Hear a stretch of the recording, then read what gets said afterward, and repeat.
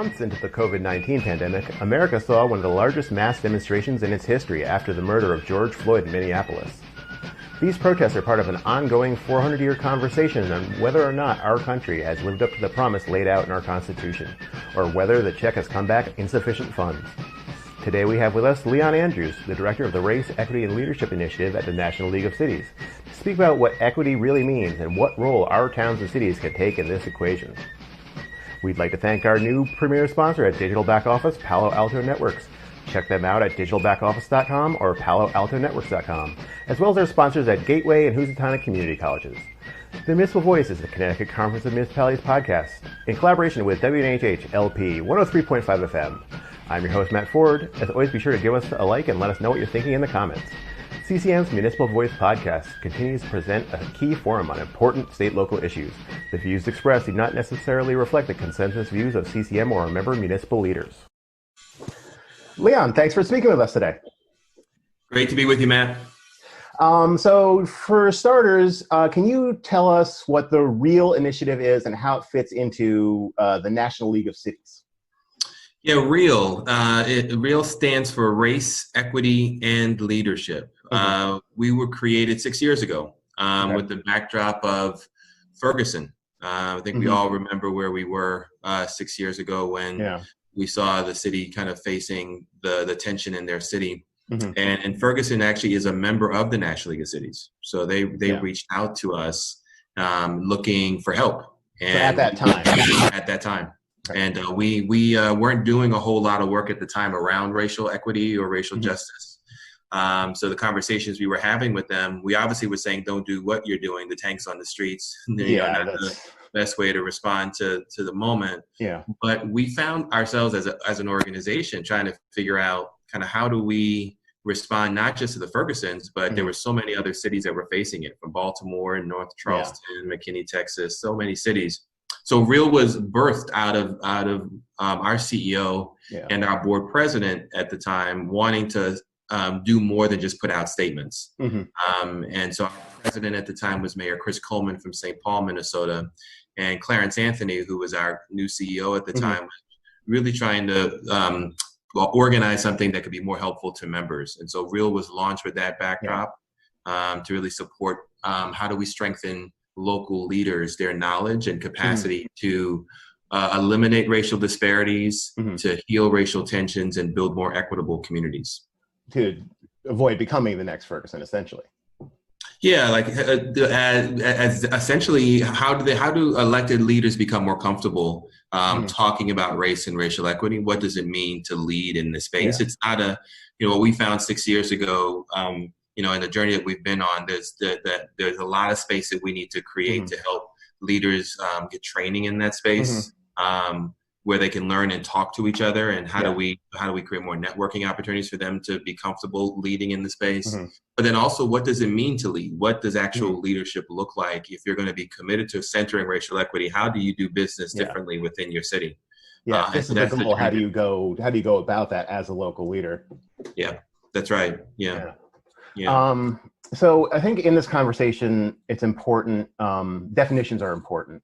They help us talk about some difficult topics, and they're evolving all the time. So what some people have an understanding from the movements in the 60s, whatever, some of the terms have changed. So how would you define some basic terms like equity and equality, and racism and structural racism, and why is it important to differentiate between some of those terms? Yeah, but those are really important terms to define, and we'll try to jump into it. I mean, I think the equity and equality piece is one that I think is so important to understand at kind of as a foundational level. People tend to use those words interchangeably, and they're not really not. Yeah, they're not the same. Yeah, so when I think about equity versus equality, the equity just on a very high level, equality means the same, giving everyone the same. Equity means fair, giving people what they need. And so there's a lot of questions of, well, does everyone need the same thing when we are talking about equity, when we're talking about the work that needs to happen in local government? And so there's this wonderful image. I'm not sure your audience has seen it. If you've been in this space, there's like 3 people behind a fence trying to watch a game. and you give them all the same thing as they're trying to watch the game from behind the fence. Yeah. But they all don't need the same thing to watch the game from behind the fence. So equality is giving them all the same thing. Equity is asking, what do they need to watch the game from behind the fence? And so the short kid needs a taller box. Yeah. So someone is in a wheelchair and needs a ramp, right? Yeah. And so it's like, how do you think differently about just understanding the differences between the two? But while it's important to understand it at that level, it's really simple, Matt, to kind of talk about at that level. I also want people to know equity is much more complicated than that, right? So it's important if people don't use the words interchangeably, equality and equity, but when you start talking about equity in that same diagram of those three people behind the fence, the question will be, why are they behind the fence? How come they're not in the stands? How come they're not playing in the game? How come they don't own the team, right? There are lots of kind of equity questions that we really want people, as you start to understand equity, to understand it's more complicated than just three people behind the fence trying to watch the game. But and at a very foundational level, what I do hope is that people do walk away realizing that equity and equality are two separate words, right? And I think that I think is really important.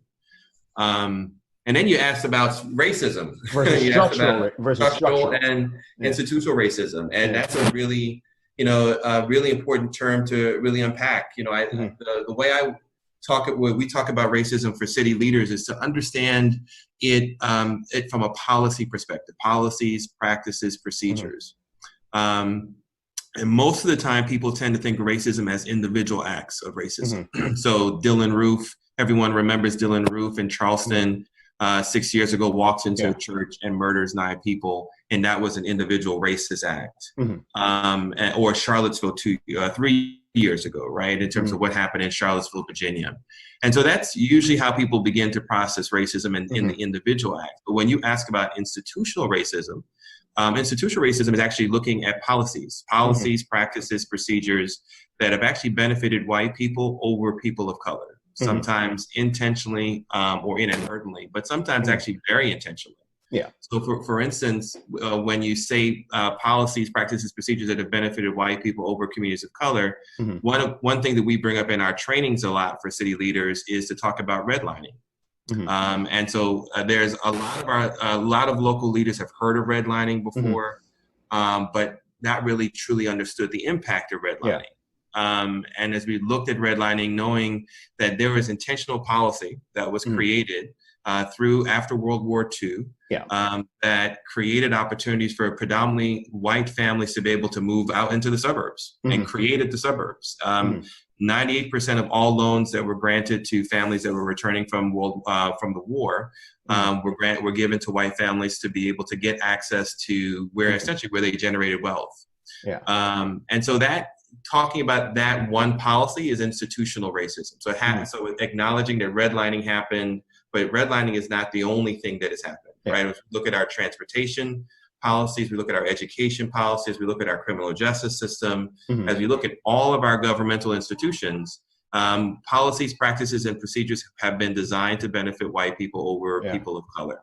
And that is what structural racism is. So structural racism is acknowledging that it's happened beyond just one institution. It has happened beyond just our housing or just education. It's in all of our institutions, which is what structural racism is.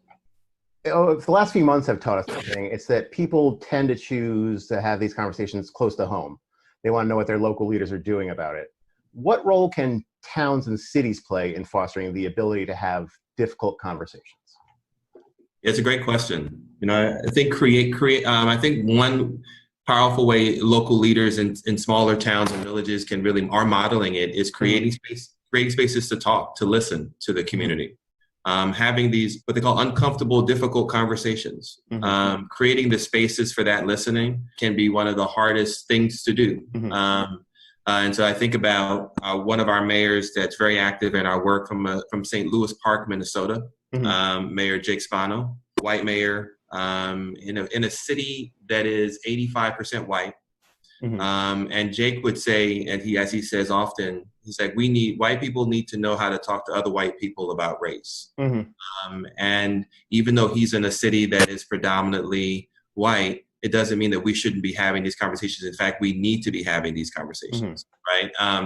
And so he has been very intentional about creating spaces for those dialogues, a powerful voice and advocate. But then he also is acknowledging the work that you need to do, even as leaders, of how do you grow and learn in this space? What are the things that you're doing to really strengthen your understanding? Where training can be helpful, but things you could be reading, books that could be helpful to read, great podcasts that are out there that are really good documentaries that are out there. Yeah. But that creating space is one that's really, really important. And so I didn't want to just say listen or just without acknowledging the work that goes into it. Right? The listening obviously is not enough as a leader, right? And most leaders know that if you're going to create the space in your community, you're creating the space for the listening because you want to create the space for healing. Yeah. But you also, if you're as a government, what can you do to also commit to structural changes? Yeah. And is there something that, part of what you're going into the space, acknowledging that we've designed a system that has not benefited everyone that we serve. And we want to commit to both acknowledging that system has existed where it has not benefited everyone. And we also are committing to trying to figure out the changes that we need to make so it does benefit everybody. Yeah. And you have to be able to come with that message for it to be, for people to hear the authenticity of it. And also to feel that it's more than than just them coming to talk and to share. That you as a community are committed to the structural changes that need to happen, so government can be able to better serve all of its people. Yeah, I think it is important for local leaders to go beyond just the simple training or the listening, to expand their understanding of these things. To lead, to be a positive voice on some of these things, and to serve their community. Yeah. And messengers, and what's really powerful, to be honest, is just the power of multiple messengers in the space. It's been amazing to see in the last 6 years, just how diverse the messengers are across the country, of cities of all sizes. We're not just seeing leaders from larger cities, but as I mentioned, Jake, but I could mention Adam, Chapdelaine, a smaller city in Massachusetts, Arlington, Massachusetts, to Park Forest, Illinois, to there's small cities and villages where leadership is coming, and it's coming from diverse voices. So white mayors, mayors of color, council members, managers, and so I think that, for me, is what feels probably the biggest difference in the last 6 years, is the foundation of folks that have really stepped in that I don't think I ever would have, to be honest, pictured 10 years ago or something. Yeah, don't think I would have pictured it 5 years ago when we NLC, just like the state league in Connecticut here is, we have a very diverse membership, right? And so and when we say diverse, we definitely have a lot of large cities, but we have most of our members are smaller cities, towns, and villages. And then most demographically, while we represent a lot of our large cities, it's also acknowledging there's a large percentage of white elected officials in our membership. And I don't, do people want to talk about these difficult issues around race? And what I found is that it's quite the opposite. If you create the space for people to have a healthy way of talking about it and thinking about their leadership, people want to lean into the space. And how do you create the space for people to have these light bulb moments that help them understand issues like you were asking, like institutional and structural racism? I got one of the first trainings we did 6 years ago, but it was just amazing to me to watch how, if you create the space for leaders to understand the issue, and it's not intended to attack anyone individually, but it's understanding our history, sitting with the uncomfortableness of it, leaning into it, to be able to say, well, what can I do as a leader to really think differently about the policies, think differently about, my community, and how we are serving it. And there have been so more of those examples that we're seeing over the last 6 years. It just tells us that as you create the space, there's tremendous opportunities for us to really continue to build on the foundation. And by no means do I suggest that there's anyone that's figured it out. I don't want anyone to say, like, if you go to St. Louis Park, Jake has figured out a way to end systemic racism. It's done, solved. No, it's not solved, but Okay. we have such a great foundation, I think, in Yeah. the last 6 years of folks who want to lean into it. Yeah, I feel like I've felt some of that too, with the kind of the most recent protests after George Floyd and everything. Yeah. You know, luckily, Connecticut had lots of protests, but they were all peaceful. We didn't have any issues with any sort of violence or any of that kind of stuff. Despite, in New Haven, they shut down I-95. They marched right down the center of I-95 across the Key Bridge and shut down, but it was peaceful. It was, well run. But also in New Haven, we're a college town, so you're a bigger city, you kind of expect that, protests. But then seeing on the news when some of the small, vastly majority white communities in Connecticut also staging protests. Yeah. Like it's seems like it's reached this point where you can't ignore it. Yeah. No matter what side of the spectrum you're on, no matter where you're coming from on it, it's something that we have to recognize and address. Yeah. I think that's right, Matt. I mean, and I think for me, my same observation, I made a very similar observation about where we were after the murders of George Floyd and Breonna Taylor, Ahmaud Arbery, versus 6 years ago when I brought up when Real was created with the backdrop of Ferguson. And I do feel like that foundation you're talking about was very tangible, the diversity of protesters and more explicitly, the number of white people who felt that this was personal, this was something that they should care about. And that wasn't just a switch that happened. I think that story hasn't really been fully reflected, I think, in kind of the amount of work and interest that you're seeing diversity of voices across the country over the last five years. There are groups now of just white people coming together to talk about how do they show up for racial justice. That's a whole national network called Surge, showing up for racial justice. And these are white people across the country that have created the space over the last 5-6 years of chapters of we need to come together to talk to each other. We need to know how to be allies in the space. What does it mean to be an ally in this space as these issues are happening? And I think what you saw what we've been seeing the last couple of months is products of that. It's like this is organizing in ways that that's been happening over the last 5 years, and I think that feels very different. Wherever it goes, you don't know, but it definitely feels different in terms of, to your point, like it's now. Because the fact that it's showing up in these smaller towns and villages, it wasn't like by accident. It's like people have been, some of it is people, I think, having the awareness for the first time, like they should be caring. I think there's definitely a group of folks that are in that, like, wow, let me do some more work. I didn't realize how bad it was.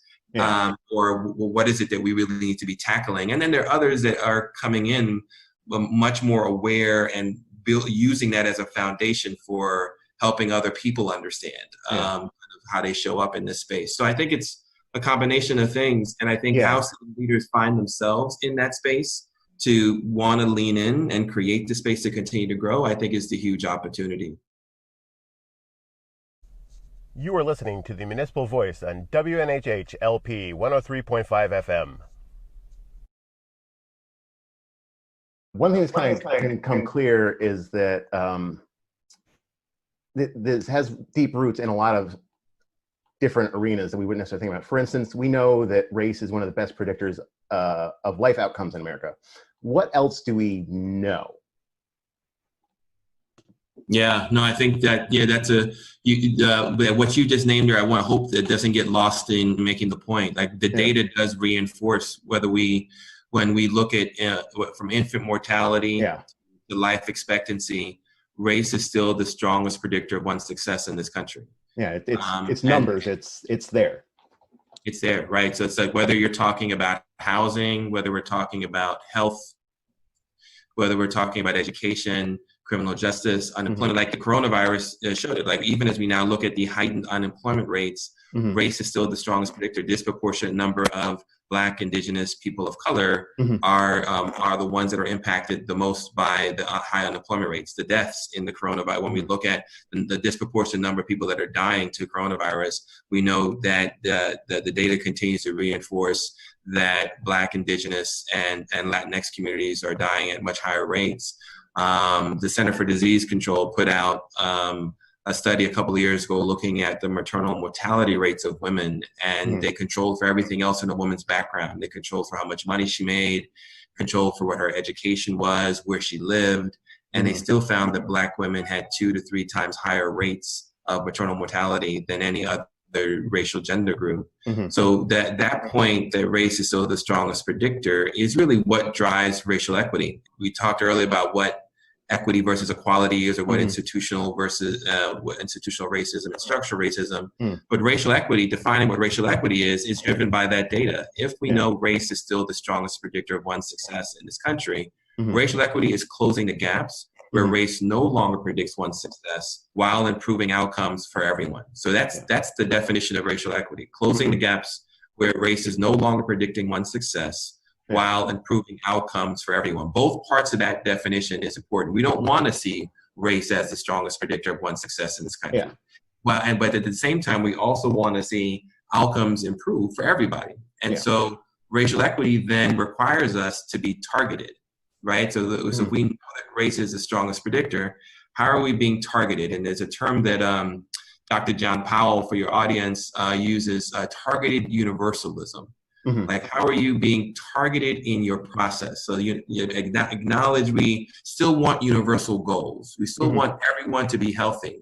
But so that's that universalism. But we wanted targeted universalism, which is we want to be targeted in our process, but universal in our goals. And that those two pieces is kind of how do you think about the strategies that need to happen to be able to do that. One of the examples that I think about to understand that targeted universalism was and it's not directly connected to racial equity, but tied to the Disabilities Act. The American Disabilities Act over 25 years ago, we're celebrating all of the work that went into the success of getting that passed. And for those that remember, that whole movement was to try to create better spaces in our public spaces for people with disabilities to have access to, whether it's elevators with buildings over 3 floors or ramps, or what is called the curb cut effect, curb cuts, right? And so if you think about the curb cuts, for all of our elected officials are so aware, when you build sidewalks, right, we know you need to now have these curb cuts to allow people to be able to, it was designed to be for people with disabilities to be able to better transition from one sidewalk to the next. So that was a targeted strategy for people with disability. But who else benefits from curb cuts? Just about everybody. If you have kids, if you're pushing them in strollers, if you're traveling with a suitcase and you're rolling your suitcase, if you're biking, grocery basket, basket, right? So everybody benefited from a targeted strategy, right? And so that's what at the understanding that example in the context of thinking about racial equity is always for me very helpful. While also remembering, because the work I did was childhood obesity work, and I remember the Robert Wood Johnson Foundation, for those that have been in this space, they had invested over $500 million to reverse childhood obesity rates by 2016. And so there was all this money that was poured in. I was starting to do a lot of work for the National League of Cities around 2005, 2006, and most elected officials felt like it wasn't their responsibility to do anything around childhood obesity. It was a personal responsibility. Kids needed to stop eating junk food. They needed to stop playing video games. There was a lot of work to really, over those 10, 15 years, to help leaders realize, you can change policy. We have places to create more physical activity, create more recreational opportunities, create better access to fresh fruits and vegetables. Wonderful stuff that was done. Complete streets policy, shared use agreements, land use agreements, all these wonderful things that elected officials started to realize their role in changing those policies. And so we started to see a great movement and great change in cities. And then there was an effort to then start to evaluate, well, is it making any difference? All this work that the local government was doing, are we seeing childhood obesity rates go down? And so they started to evaluate, look at different cities, and guess what they found? As they started to look at for early adolescents, the rates were actually starting to go down. For middle adolescents, it was plateauing, and for late adolescents, it wasn't like spiking as much. And so here we are thinking we did such a great thing, all these wonderful policies, like we did it, we reversed childhood obesity rates. right? Or at least we're starting to see signs of it. And then someone asked, after the $500 million was spent, and after we started to see improvement, is it going down for everybody? And guess what they found? For Blacks, it was still spiking. For Latinx, the rates were still spiking. For indigenous populations, it was still spiking. So we literally could see overall rates go down, but still increase inequities. And so that was like, wow. And so no one called that out, including myself and all of us in this space, of saying, like, oh, we were thinking about all these wonderful policies, but is it reaching the people who needed it the most? Right? And so for me, just taking those experiences, understanding targeted universalism, realizing what the data is showing us, that race is still the strongest predictor. How do we ensure we're being targeted while we at the same time still want to see outcomes improve for everyone? So it's the hopefully that helps, right, in terms of understanding strategy and what it takes to do the work. You've heard you talk some before, and you said that the next step is operationalizing. Take what you've learned from these conversations and bring the theory into praxis. Here in Connecticut, we kind of have a case study in this. There's been several towns and cities that have taken the step of declaring racism a public health crisis and recognize the problem as is the first step, I guess. Is that, how do you transition from conversations to action? Yeah, it's a great question. So I mean, I appreciate you bringing in the operationalizing side, because that is, that's acknowledgement, like, what can we do as city leaders in this space that goes beyond just the talking, as we were saying. And the operationalizing, you really do need to start equipping yourself with learning how to center the work around some kind of tool that helps guide your decision making and your process. And so it's like, once you've done the work of, the ongoing work of normalizing, right? So which is understanding the history, understanding how government has impacted your community. How then do you have a tool that guides your thinking? What are the kinds of what's the space you're creating that allows you to ask kinds of questions like that is centering the voices within the community, centering particularly your Black, your Indigenous, your people of color voices. That helps you better understand, like, are you setting the right results for the kind of goals you want to set for government as you look at your policies? Are you doing the kind of work that helps you understand data? That data piece, and if you're going to really start to operationalize the work around analyzing your data, is going to be so super critical. What data do you have that is disaggregated by race and ethnicity? What data should you be collecting that helps you better understand data that's disaggregated at race and ethnic level? So the analyzing of data is going to be so important, and engaging the community in understanding that data is also super critical, right? How do you continue to center their voices in those conversations that need to happen? As you then start to think about the strategies, like as you start to understand who's benefiting and who's burdening from the policies that you're setting in place. And so the tool walks you through the steps that you should be doing, that's centering the voices of your community, that's being intentional about your data, that's thinking differently about your strategies. And then how then do you think about the implementation of those policies, and how do you communicate that to the community so people know what's different about this policy, that's being intentional about how you're targeting your efforts, or even how you're holding yourself accountable. So those steps are super critical. And I want, hopefully your audience hears is that the work that it takes to be able to do it doesn't happen overnight. And so it's not as if that if you follow these three things or 5 things, this is exactly how you will make sure you are ending racial inequity in your policy. That's why it's so important that you are grounding yourself consistently in understanding the how to use the tool that's centering the voices of the community. Another conversation that we're having in Connecticut right now is a legacy of segregation, kind of enforced and unenforced.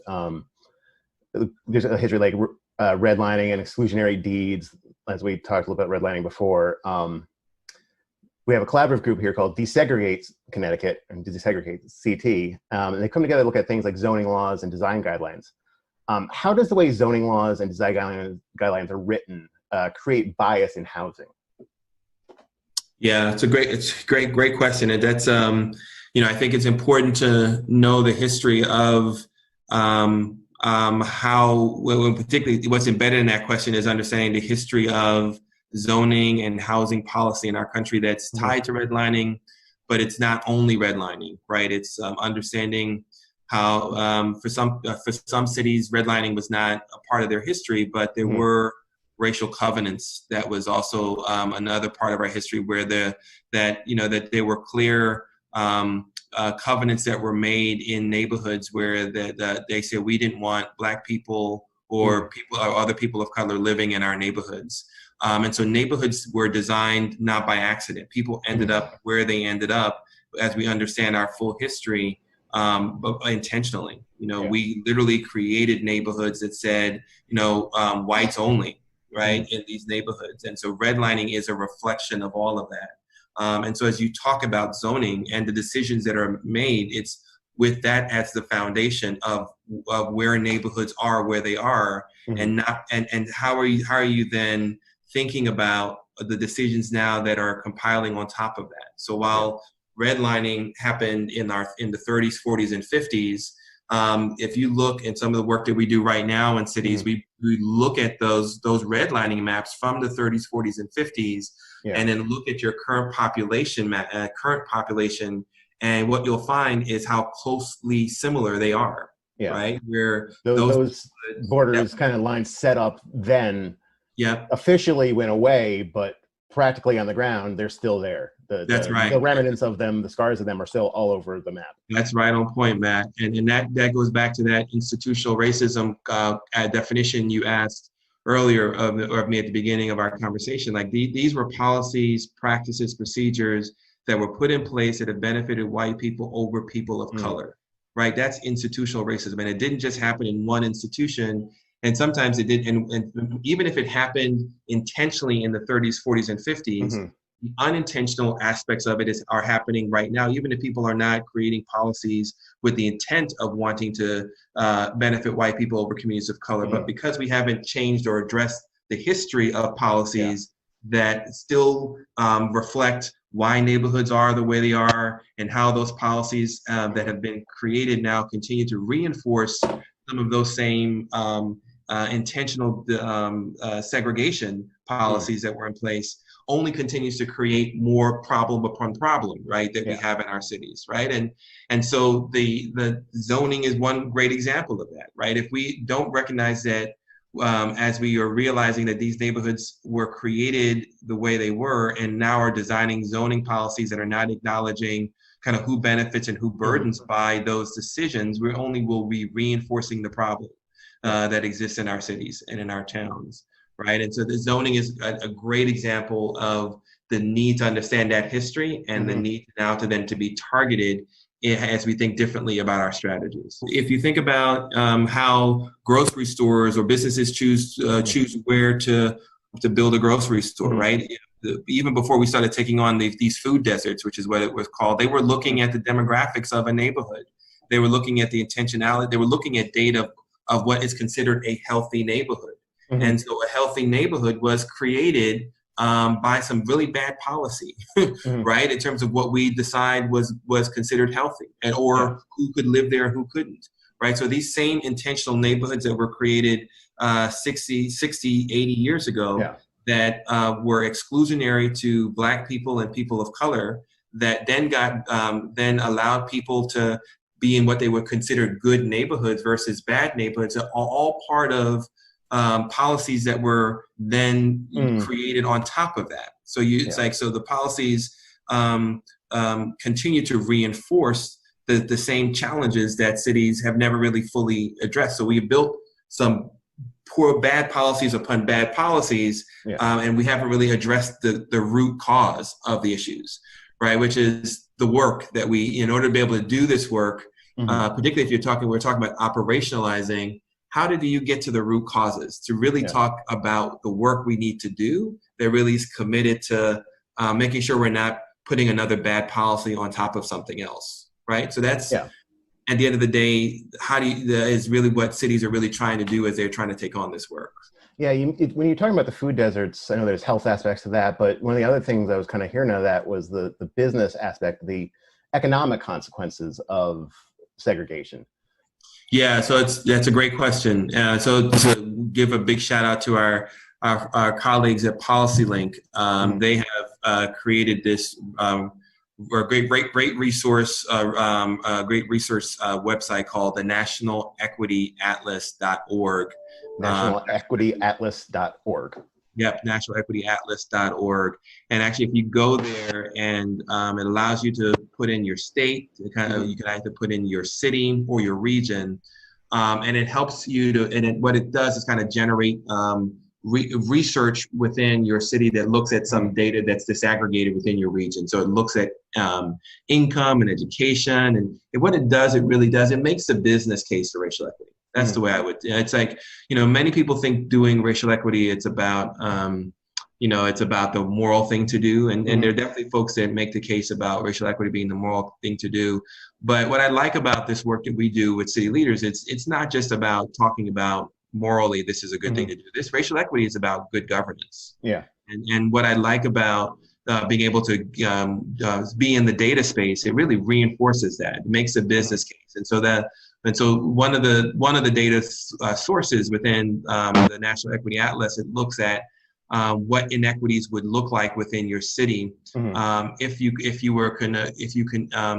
if for instance if we continue to see racial gaps in income, and so if you could close the gaps, we're no longer seeing the disparities. That again goes back to closing the gaps where race is no longer predicting one's success while improving outcomes for everyone. If you can close the gaps, if there's an intentionality of saying we don't want to see these racial gaps in income, your economy would be, what the data shows is just how much larger the economy would be within your region, right? And that's such a powerful way for me to, I think for a leader, particularly if you're trying to communicate to your colleagues about why this is important, that's not the moral thing. Who doesn't want their economy to be much larger if we were to try to figure out how we could be more effective at being able to come up with a strategy to make the economy larger. So I like that from that perspective, but it also helps me think about how you organize, right? Because the third arm of the work is not just operationalizing, but how then do you start organizing this within local government? And so one of the things that I have seen in organizing is that you got to really be mindful that there's so many different groups in organizing. I talk about organizing them into 4 groups. I talk about the group 1 being our advocates. There are folks out there that are always going to be willing to advocate for this work. Whatever percentage, some small percentage, whether it's a mayor or a council member or someone in the community, they're advocates. They're out there. They're willing to stand up and say, this is a problem. We need to use our platform to shine a spotlight on it, right? And that's like group 1. Like group 2 is the group I would call the followers. Those are the ones that are, they could be active followers, they could be passive followers, but they're willing to show up. They may not be willing to use their voice, but they might be willing to put the sign in their yard, right? Or they might be willing to attend the meeting, but they're not willing to get on the podium and speak out against it, right? So but they're willing to follow you. So that's like a group 2, right? Group 3 are your skeptics. Those are the ones that, they got lots of questions. They're just skeptical. They could be skeptical positive, open to be, or they could be skeptical negative, but they're just skeptical, right? And so you have a group of folks that are always kind of in that space. And so that's kind of your third group. And then your fourth group are your resistors. Yeah. The resistors, they could be active resistors, they could be passive resistors. And I think it's important, particularly as city leaders doing this work, to be mindful that you got to organize around all 4 of those groups. And you need a plan and a strategy, because those groups show up on your council, they show up within the city, within city agencies, they show up within your community. And the more effective you are in recognizing a strategy for each 4, it allows you to be more effective in organizing this work. And so the questions that you're asking yourself as you're getting organized is, for those that are my advocates, what's my strategy to help them be more effective as advocates? Yeah. Like, what do I need to do to help them become more effective as advocates? And for my followers, is there a strategy I can put in place to help maybe some of my followers become advocates? Yeah. Because they're showing up. They might be passive. Maybe I can get my passive followers to become more active followers. Maybe I get my active followers to become more advocates. Like, what's my strategy, my plan for my followers that helps me build my advocacy base? For my skeptics, what's the work I need to do to help my skeptics maybe become followers? They're open. They just got lots of questions. They might be negative. They might be positive. But how do I help them in a way for them to listen, to be open to becoming a follower? Right. And then for my resistors, what do I need to do in that space if they're actively resisting to make them less active? Right. And so, the reason why I frame and end in that way is because I think many times people think you need to move your resistors to followers. And that's not the work, right? I think the work is helping them become less resistant. And what do you do in that space to acknowledge a person's humanity? And I think that's so important, realizing this work. We still need to create the space where we can hear each other. We can affirm each other in doing this work. And it doesn't mean affirming means that I support everything you do, but at least I affirm why you feel the way you feel. And how do you create the space to affirm a person that by doing that actually might make them less resisting because you've acknowledged who they are and you've acknowledged their voice. And so I just feel like that's also really important in doing this work, particularly as we talk about making the case, because some people will hear it from a business side. When we talk about, again, the dollars and cents, our economy could be much more prosperous if we are centering racial equity. And so you got to think about your different groups as you think about how you message. Yeah, if you're reaching out to the business community, the economic benefits is going to be should be the top line sort of point you're making to that audience. Absolutely, that's right. They would hear it a lot differently. Absolutely. So catering what you're saying to your audience and try to at least make them either less active or, if not, come over to your side so much. Absolutely, that's right. Yeah, it sounds like there's a lot of similarities between kind of the campaign to push forward ideas and a campaign for a political candidate. You've got your core base, you got your opponents, but you've got that block of unaffiliated undecideds, and those a lot of times are the ones that they're trying to go and bring over to the side.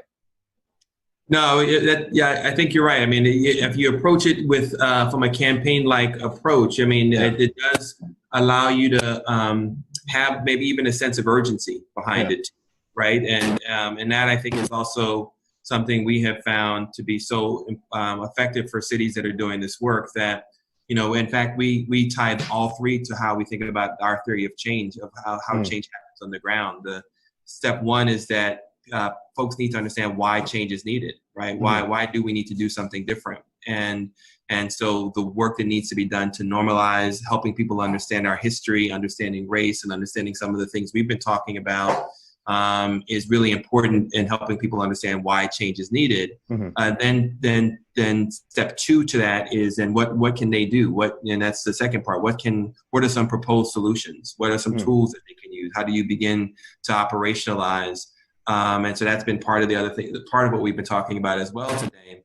But then three is also that shared sense of urgency. Like we can't wait. Like this is if we don't feel that urgency, we'll find ourselves coming back to this a year from now, 5 years from now, 50 years from now, because we've continued to kick this down the road. And so that urgency, I think that we're naming right now, I think is kind of the third piece to and when all three are happening, you'll really start to see the change in your city. Yeah, I think it's interesting, the word urgency. So Martin Luther King Jr. in his "I Have a Dream" speech described this moment as having the fierce urgency of now. Yeah. And it seems like 2020 does have that sort of urgency to it. Like we felt certain times past, like the 60s civil rights movement, like there's something in the air. How can we use these moments most effectively to make real the promises of democracy, to see equality and equity? Yeah, I mean, I think these moments create the opportunity for kind of laying such a strong foundation of us, hopefully creating the opportunities for the kind of change that we want to see. I mean, I think the question I think for us in this moment is what will be different.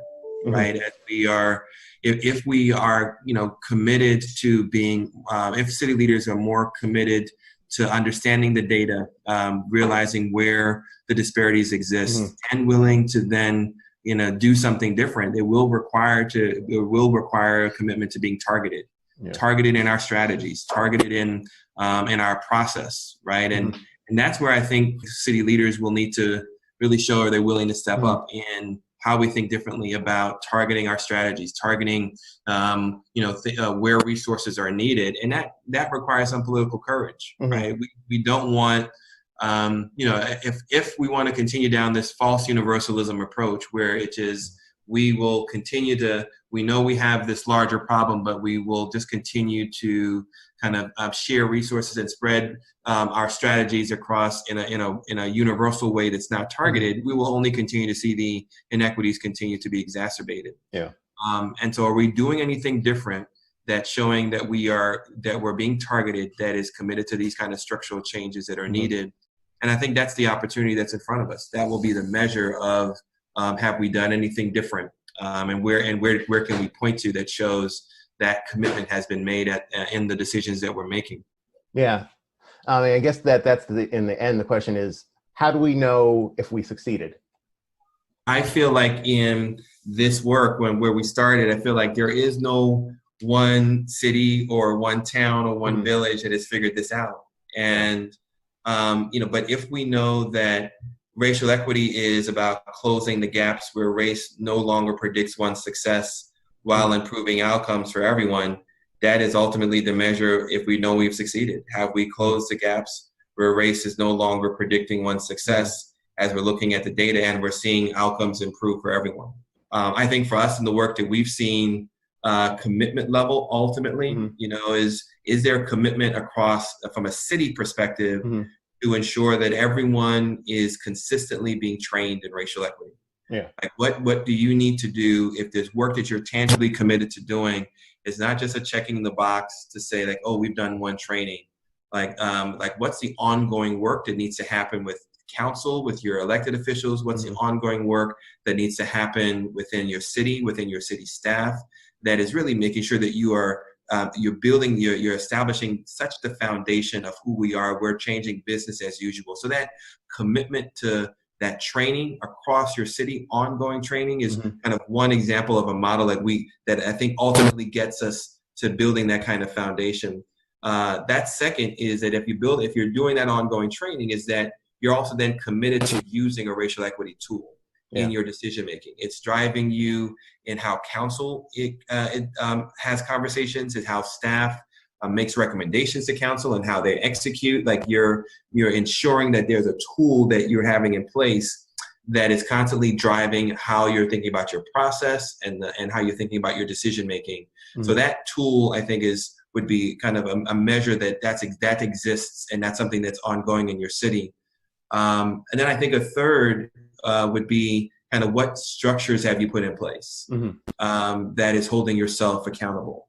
And I know it varies by size. Some cities, can have maybe larger structures and capacity. Some smaller cities are still building in some kind of structure because you're acknowledging how important it is that this is how we function, whether it's hiring a chief equity officer or having an office of race and social justice, or like where is it housed? How are you holding yourself accountable? How is that resourced as part of who you are as a city? So those for me are like tangible ways. And then I think from an elected official or city's perspective, how are you intentionally using your platform to talk about these issues and to engage your community, and not just the likely voices, but intentionally centering the voices of your Black, Indigenous, and people of color. And so how are you doing that in a very tangible way?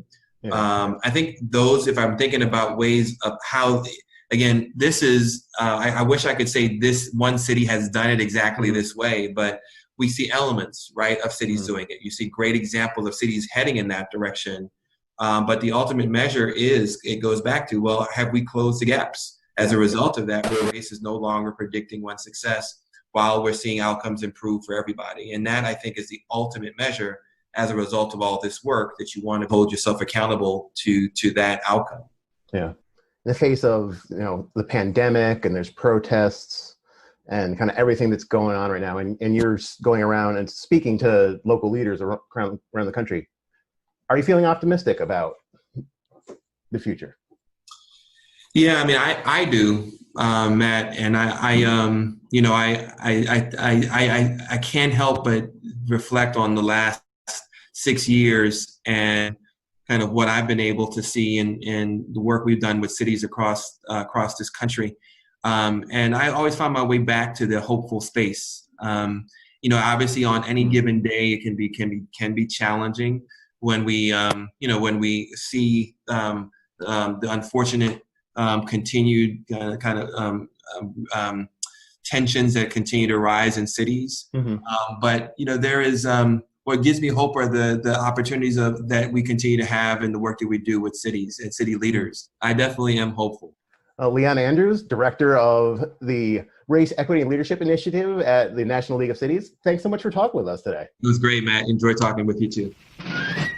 Thanks to our premier sponsor, Digital Back Office Palo Alto Networks, which you can check out at digitalbackoffice.com and paloaltonetworks.com. Also thanks to our sponsors, Gateway Community College and Housatonic Community College. Learn more at gatewayct.edu and housatonic.edu.